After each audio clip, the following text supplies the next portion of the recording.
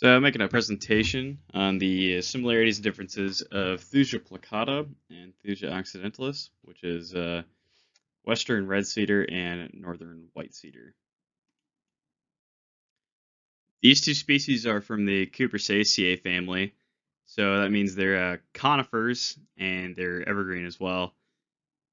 From a distance, you can't really see a difference.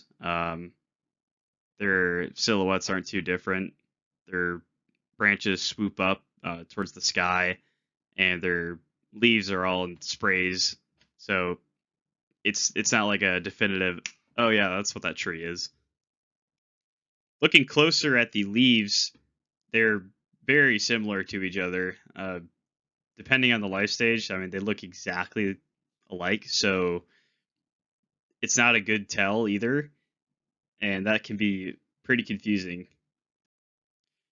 The bark is this shreddy appearance. It's got this like this hint of red on it as well. But yeah, for both species, you could it looks like you could just grab one of the strips of bark and just peel it from the bottom up. So this distinction between the species I call the smoking gun because it's the most obvious. Uh, the western red cedar is going to grow in the Pacific Northwest and like British Columbia, the state of Washington, or Oregon, and the northern white cedars in our warm continental division and the boreal shield division in Canada there. But what if I get lost?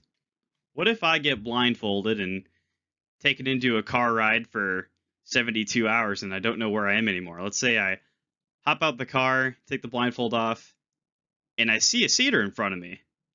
Well, how am I going to tell? Well, as you can see on this handy dandy picture, the underside of the western red cedar spray, you'll see these butterfly markings. It's these white splotches on the scales, and that is not present on the northern white cedar. So that is a super distinctive feature that differentiates the two species. Let's say you don't flip the spray over and look for markings.